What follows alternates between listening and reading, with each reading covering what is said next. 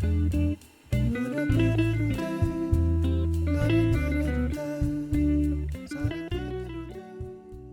everyone, and welcome back to another episode of Travel Talk by Trip. In this series, we talk to different area experts and experienced travelers from all around the world in the hopes that they can help our travelers plan their trip better and more efficiently.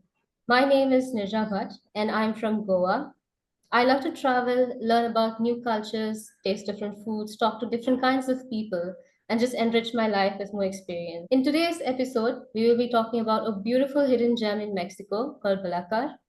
Our guest for today is Alexa, who will tell us about her travel to this coastal destination and just tempt us with her beautiful description of this hidden gem. So it's lovely to have you here, Alexa. Can you please go ahead and introduce yourself? Yeah, thank you so much for having me. So my name is Alexa. I am from Toronto, Canada, Right. and I currently work in sales and I also work in social media marketing on the side for a Okay, supplement company as well. perfect. Yeah. So can you tell me what kind of traveler are you? How many places have you visited so far? Yeah, I've been to quite a few. I don't know the exact Uh-huh. number. I am a solo traveler and I usually do like budget and backpack traveling. Nice. So that's the type of traveler I am. Yeah. That sounds great.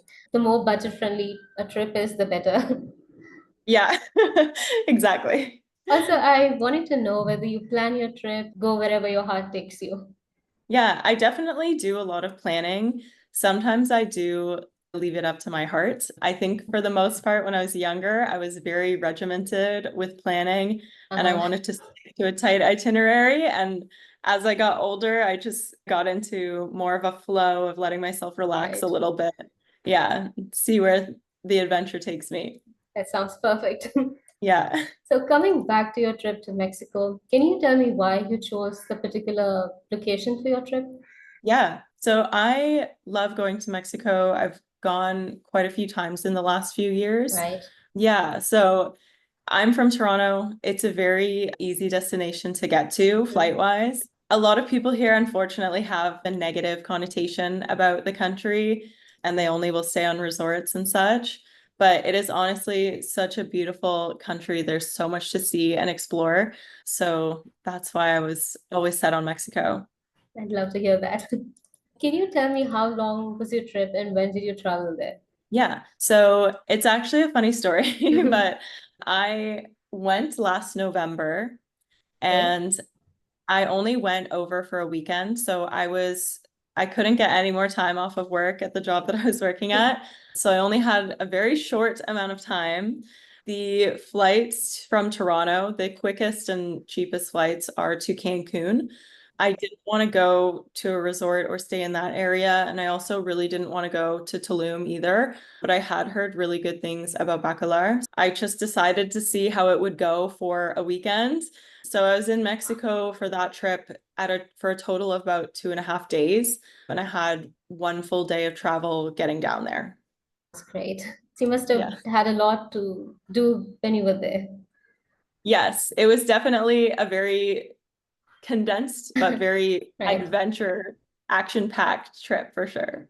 On that note, can you tell me how did you plan for this trip, the kind of destination that you actually wanted to be on your itinerary? Yeah. So I had heard of Bacalar before. I had gone to Tulum twice beforehand, and Okay. both times I knew about Bacalar. I just didn't think I would have enough time to get down there. So I never went, but it Mhm. was still in the back of my mind. I had seen photos and videos, and it just looked like the most beautiful place ever. So it was always in the back of my mind. And so I decided to go there around that time. And yeah, it was a very quick trip. I only had the 2.5 days, but that's how I decided to go down there. Okay. And was the weather great at the time? Yeah, it was great. So I went in November. Uh, November is a miserable month in Toronto. The weather is horrible here. So I really just wanted some sunshine, which is what I got. Mexico at that point in time in November, right. it's a great time to go. Yeah, there's no tropical storms around that time usually. It was warm. It was very warm, but it wasn't crazy hot. And it was nothing but sunshine the whole time I was there. So I was very happy. Yep, that does sound like a happy a season and a happy destination. Yeah. So, can you tell me about your itinerary? What are the things you did there exactly? Yeah, for sure. So Bacalar, it's listed as a Pueblo Mágico, which is basically means like a magic town.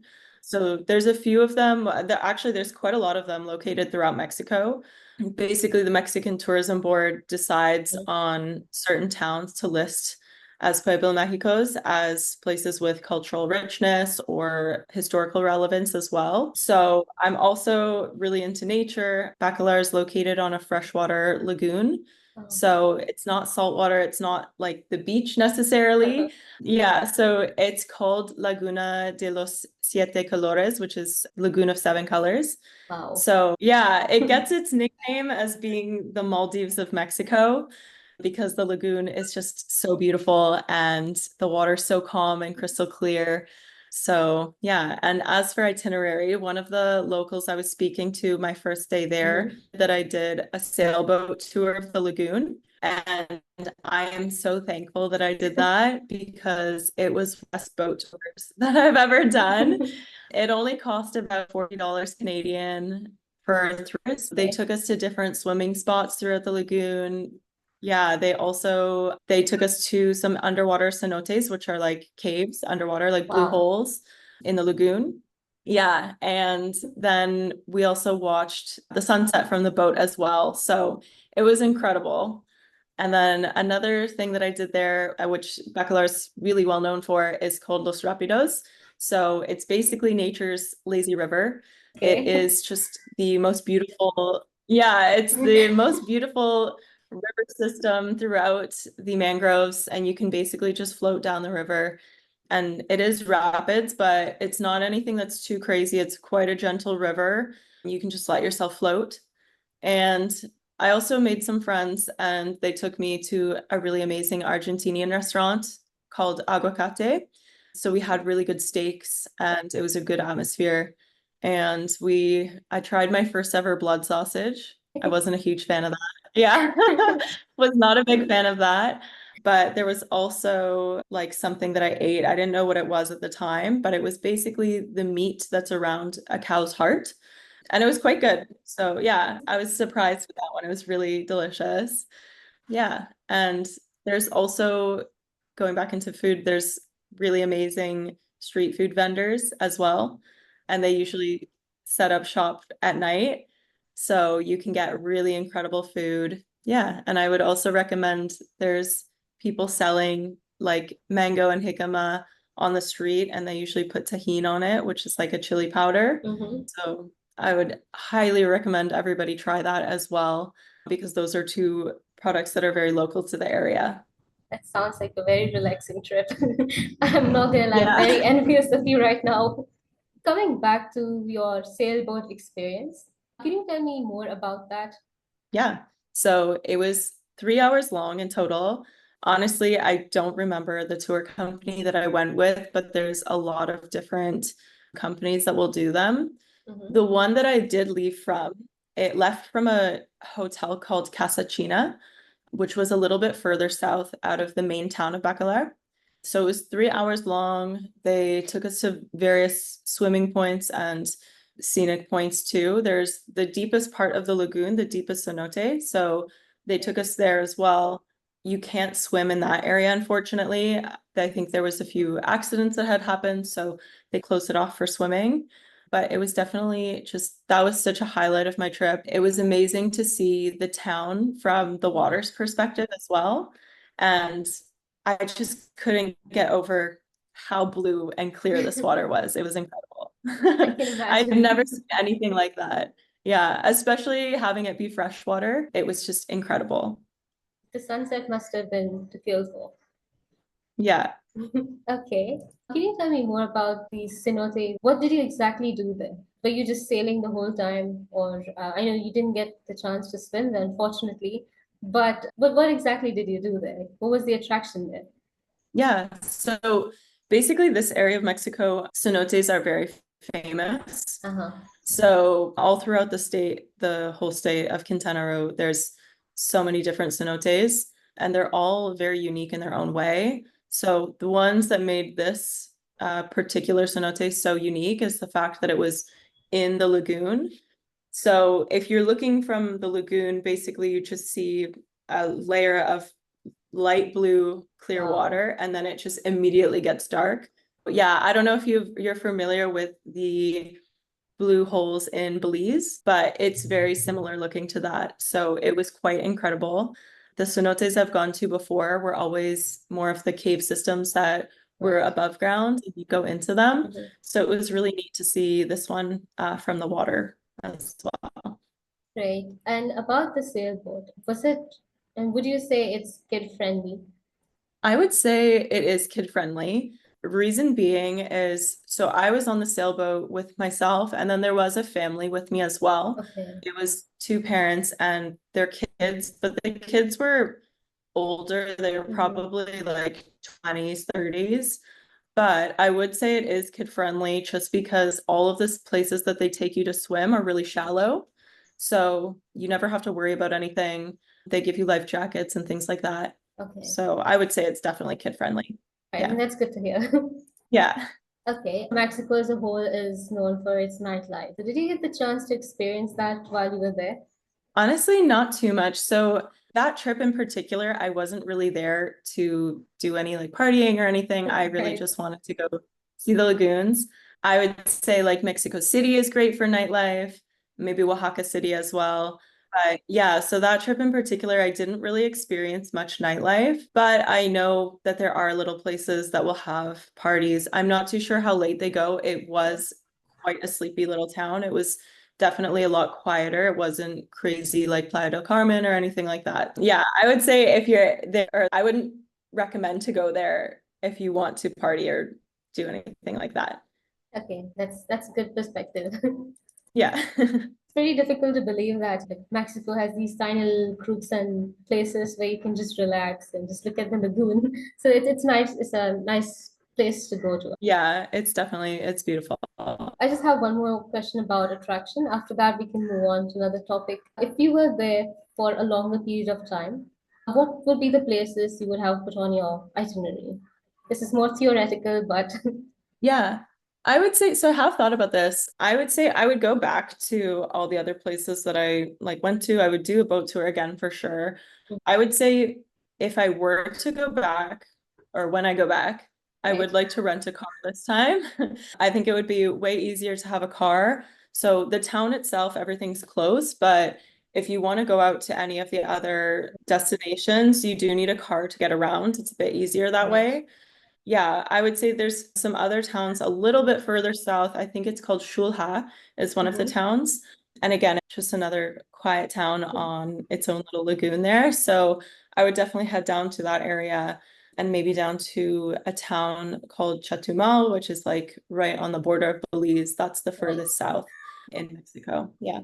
Okay, that sounds like a great thing to do the next time you go there.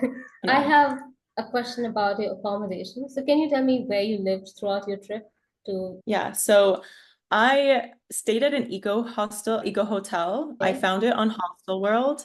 It was called Villa Casario by NAO, I think it was, or now NAO. It was right on the lagoon, which is what I wanted. So the swimming area at that location just it wasn't that great, but okay, there was a public dock that you could swim from that was like a 5-minute walk away. So I would just do that every morning. And it was great. It was a decent price for a private room, and it was very simple, which is what I wanted. lovely. Can you also tell me a bit more about the neighborhood? How accessible were restaurants or stores or other things from there? Yeah, so the town of Bacalar is small, so everything is Mm-hmm. really close. You can pretty much walk everywhere, or if you're open to it, renting a bike would be easier as well. Yeah. So everything was very close by. Again, the public swimming dock was 5 minutes away, and then walking into the town with all the restaurants, and if you needed like breakfast or coffee or anything, Mm-hmm. it was maybe like a 10-minute walk. Okay. And about Yeah. the hotel that you stayed in, did it come with meals, all three meals, or were you on your own? There was a restaurant in the hotel. I Okay. only ate there my first night because I got in quite late. So I just wanted to eat something and go to sleep after such a long day of travel. But I didn't eat there that often. Everything, I like to try new places. So I don't really like to stay in one place and eat in the same place. So I just kept walking into the town and trying like different breakfast spots or different restaurants for dinner and Right. such. Okay, that's great. And coming to food, I know we already discussed a lot about this, but I know that Mexico in particular has certain cultural foods. So, did you get to try any of these foods during this particular trip? Yeah, this trip, so I had gone to Quintana Roo twice before this. Okay. So I had already eaten quite a few of the foods there, but I would say definitely get street food. Tacos always are a must, obviously. And there was that one Argentinian restaurant was just so delicious. Okay. So I would say go there, yeah. And other than that, because of the region, eat as much fruit as possible. Mangoes are always really great there. And jicama, like I said before, those are the two best things you can eat while you're there. And other than that, I would say meat and seafood would be great. I know that a lot of tourists also look for restaurants or places which is vegan friendly or vegetarian friendly, even gluten free friendly. So would you say that it's easy to find such options in restaurants in this area? It's hard to say for this area. So, funny story, I actually was vegan for 15 years. Yeah, so I did Wow. just break that. Yeah. So it's more recent than I've started eating meat, but I did a backpacking trip throughout Mexico a few summers ago, and I Mhm. was still vegetarian at the time. And honestly, I didn't struggle at all. I think Mexico's very vegetarian or vegan friendly. The only thing I would say is like certain areas use a lot of cheese or meat in some of the dishes, but for the most part, you can find vegetarian dishes. Beans are very prevalent in their dishes. Mhm. So yeah, it is quite easy to find some good options there, I would say. In terms of Bacalar particularly, I honestly wasn't really keeping my eyes open for that. But now that I am thinking of it, there were a few places that I went for breakfast that I remember had like vegan options on the menu as Nice. well. That's good to hear. Personally, I'm a Yeah, vegetarian. I usually, when I go to places or look for places, like food is the first thing I think of. of course. Yeah. Okay, I have another question that's related to eating. So this one is about water. Throughout your trip, was it easy to drink tap water, or did you have to carry a water bottle with you around? Yeah, so I would say it just rule of thumb anywhere in Mexico, don't drink the Mhm. tap water. Usually you can find bottled water very easily, and a lot of places are pretty good with having like water on tap kind of thing, like water coolers. Yeah, water coolers Like that you can filtration, water filter kind of thing. exactly, because obviously a lot of places are more aware now that plastic water bottles are a pretty bad problem for the environment. So they do encourage reusing water bottles, which is great. So you Nice. can usually find places like that. But for the most part, if you do need to keep buying a bottle of water, there's OXXO, like pharmacies and convenience stores all over that you can find bottles of water at. Coming to Wi-Fi, I know that a lot of people like to take a working holiday. So in this particular area, would you say it's easy to find places with Wi-Fi, or did you have to get the data SIM and use that? Yeah, so I every time I go to Mexico, I use an eSIM. If I'm there, like I'll use Air Allo or Air Allo is the main one that I use. Mhm. So I usually will use that one. If I am there for a longer period of time, I do have an actual SIM card, a physical SIM card that I'll put into my phone from Okay. OXXO. So it's pay as you go. If I'm going to be there for about a month, then I'll usually switch to that one. But in terms of Wi-Fi, Mexico is actually it's pretty great for Wi-Fi everywhere that I've been, Okay. especially in the last year, I would say they've really Mhm. been more conscious of having strong Wi-Fi because I guess they know a lot of people are trying to work abroad right now as well. Bacalar, I did have good Wi-Fi the whole time in my accommodations, and then usually every coffee shop or restaurant you go to will also have Nice. Wi-Fi that you can log into. And there is a hostel chain throughout Mexico. It's called Chi, I believe. So they have co-working spaces there. Even if you're not staying there, you can still use the co-working space. And they always have really fast, strong Wi-Fi connections. Yes, that's a great tip, and that's a great location. Thanks for sharing Mhm. that. So, coming to language, I know that English could be spoken in Mexico all around, but did you struggle with just English, or would you recommend people knowing a bit of Mexican when they go there? So I have been doing Spanish lessons for a little while now, so my Spanish is good enough to get by at the Hmm. moment. I'm not super confident in it as of yet, but I'm going to keep trying, obviously. In Mexico, pretty much everywhere you go, you can find somebody that will be able to speak to you in English if you do have Right, questions or anything like that. But I would say, out of respect, it's always really important to learn Spanish. The locals definitely appreciate when you speak Spanish to them, even if it's just some very basic sentences, hmm. it does make a difference. And for the most part, if you do get a little bit lost or in translation or anything Right, comes up, you can use Google Translate and just type it on your phone and show it to them. I've been in situations before where I'm lost with, I need yeah, directions somewhere or something, and that's what I've been able to go to. And it just makes such a difference. It's really life-changing to use Google Translate like that. But yeah, I would say definitely learn as much Spanish as you can before you go if you're planning on right. going. Yeah. Yeah. Coming to Google Maps, I know that certain areas, Japan comes to mind when I think of it, and even South Korea, they have their own map system, and Google Maps is not exactly as reliable there. So, would you say that was the case for Mexico as well? Or you're fine, just Google Maps? Yeah, Maps works completely fine in Mexico. Okay. I've been to South Korea as well, and so I know that Maps doesn't work in South Korea. Yep. But Mexico, it's always a-okay using Google Maps. You can always find your way around. Yeah, and if you ever need an offline map, like Hmm. there's so many out there that will work as well. So it is pretty accommodating. That's great. Okay. Coming to safety tips, was there anything you were hesitant about or something that was on your mind when you set out on your destination? Not really.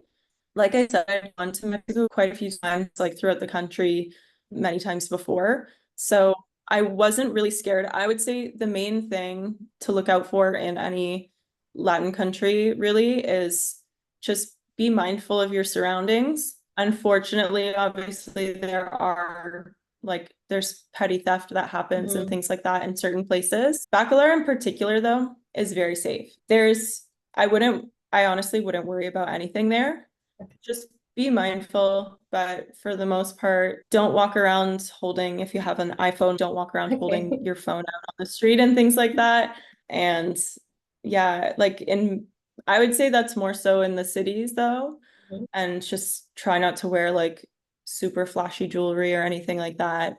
Just be aware and respectful. And honestly, people are very nice. So just, yeah, be aware of your surroundings. And other than that, you won't really need to worry, especially in Bacalar. There's no worries, I would say. I walked around alone at night and I never felt scared or anything like that. That's great. When I was researching about Bacalar, there was this one thing that kept popping up, and that's mosquitoes. So I'm not sure whether that's accurate, that you need to be very careful of because there's lots of mosquitoes there. Yeah, I'm trying to think like there were definitely mosquitoes. I did have Hmm. mosquito bites, I remember. It wasn't as bad as some of the other areas in Mexico, but just Right. given the nature of the region and the climate, mosquitoes are prominent. I would guess just because there's a lot of calm waters that they can, Yeah, grow in. But other than that, and you're in the jungle, so there's a bunch of different types of bugs there regardless. But for the most part, it's okay. Bring bug spray. Nothing will happen. Nothing severe will happen. that's great. Do you have any other general tips for people, the first time travelers who are going to Mexico and this location in particular? Yeah, I would say one, like I said before, learn Spanish as much as you can. Get familiar with staple sentences, get comfortable speaking Spanish. That's like my own personal issue right now is I'm not super comfortable speaking Spanish, but I'm okay with understanding and reading. But yeah, get yourself comfortable with the language. in this region in particular, I would recommend renting a car. So I took the local bus down from the airport. Right. The only thing is, it's a great bus system. They have a really Mm-hmm. good bus system throughout Mexico. But obviously, if you're on a time crunch like I was, the buses will stop at different Right. spots. So yeah, it's definitely way quicker to have a car. And then once you get to the area as well, I just feel like it makes it a lot more convenient to get around. Mm-hmm. Other than that, I would say the sailboat tour is a must do. Yes. Yeah, you have to do that. And there is a spot called Forte San Felipe. Mm-hmm. So it's basically a fort that was built in the 1700s to stop pirates. And Nice. there's a museum there, so you should definitely stop in there. Yeah, and see and learn a bit more about Mayan culture and the history of the region as well. It was really interesting. And I would say just be respectful of the ecosystems too. Mm-hmm. It's a very delicate region, so don't wear chemical sunscreens in the water.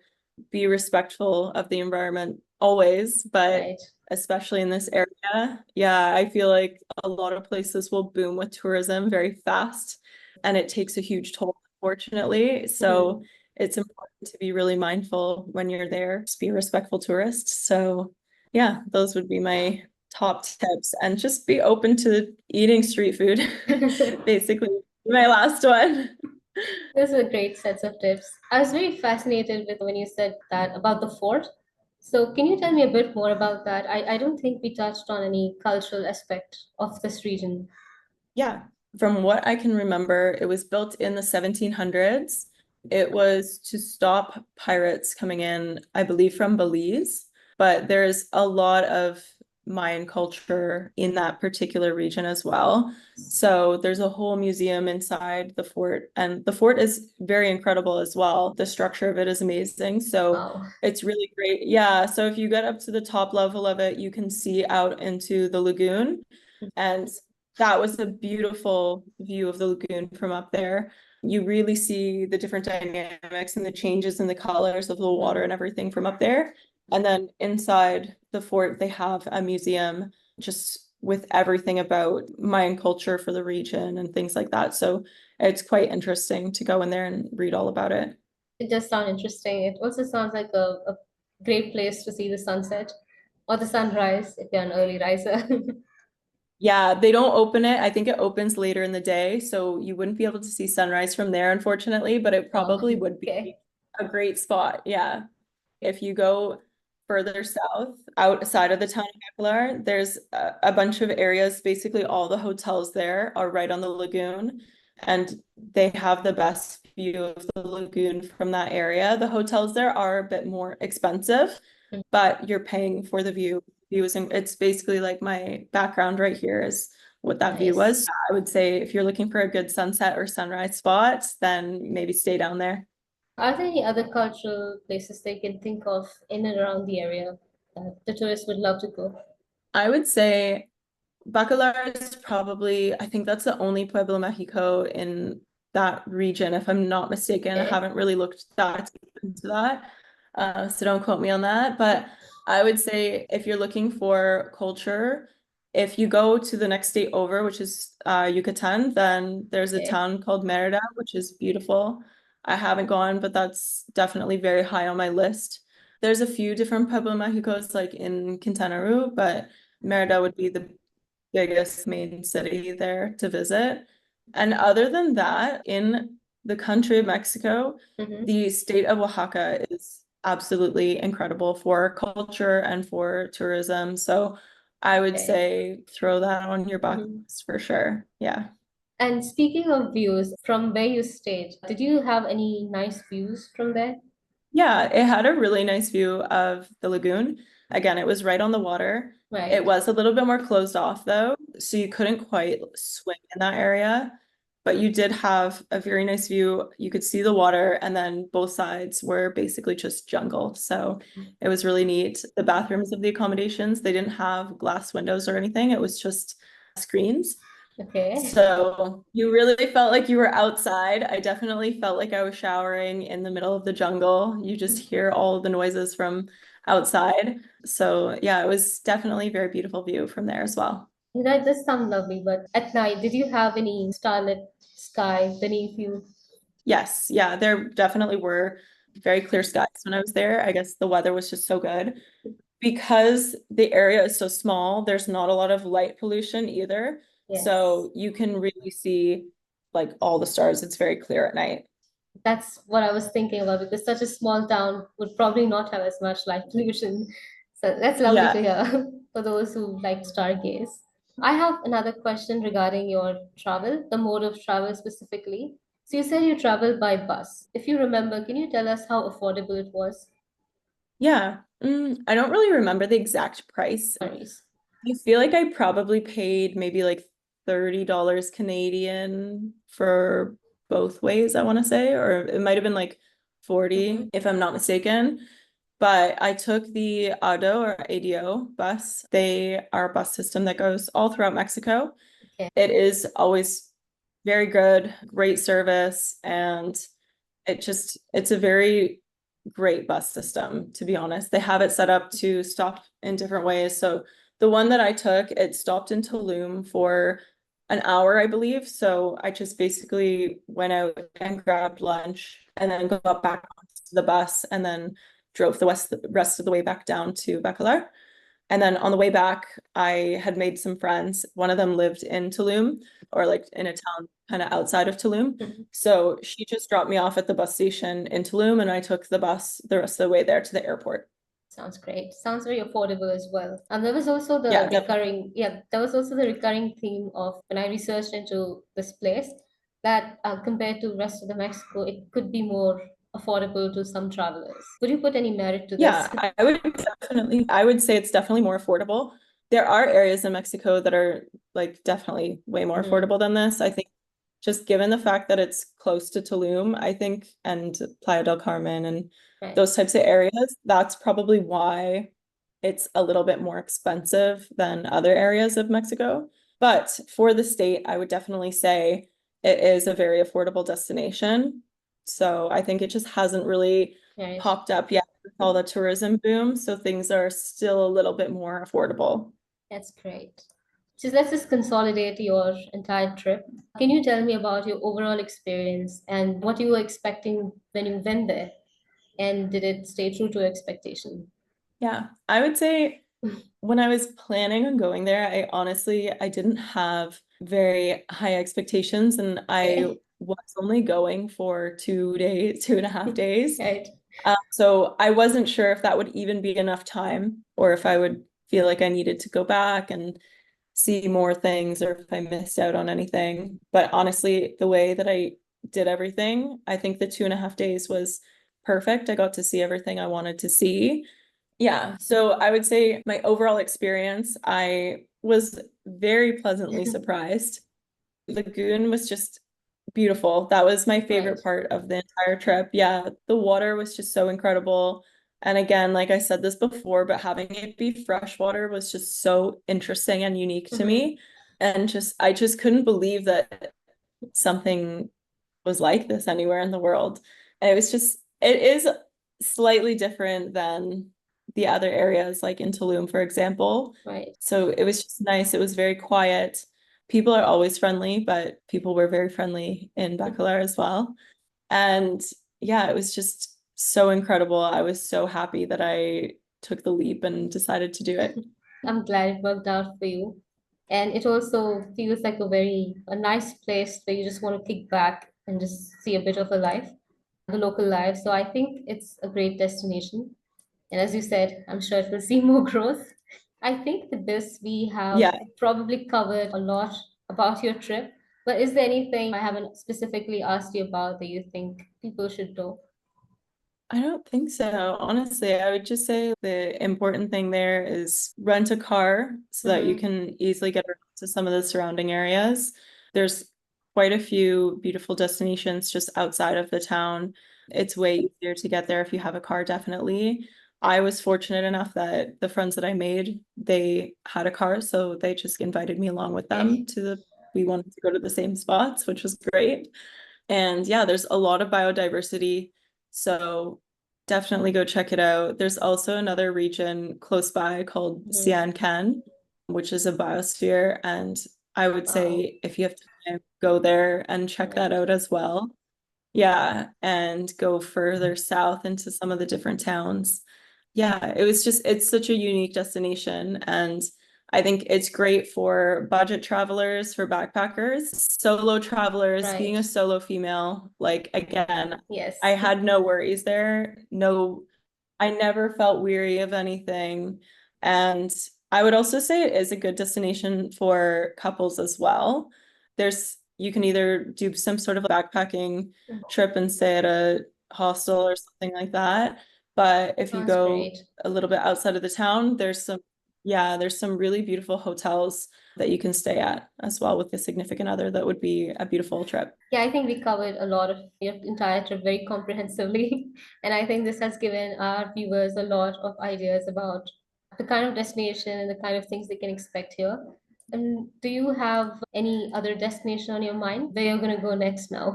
Yeah, I always have a destination on my mind. I think the next trip I have actually planned is Hmm. in the fall. I'm planning on going to Peru. So I'm gonna hike Machu Picchu. Yeah, I'm gonna hike Machu Picchu and then go into the Amazon as well. That's always been on my bucket list. So that's the next trip that I have planned. That sounds very interesting, especially the backpacking and just the going into the Amazon sounds really fun. Okay, so thank you so much for your time, for answering all our questions in as many details as you did. I wish you all the best for your next travels, and I hope you have more stories to share with us. So thanks once again for your time today. Thank you so much. And with this, there we have a comprehensive tour list on what you can do in Mexico. And I hope this has inspired our travelers to go to this destination, explore it. And we'll be back with another episode of our Travel Talk series. So stay tuned and thank you.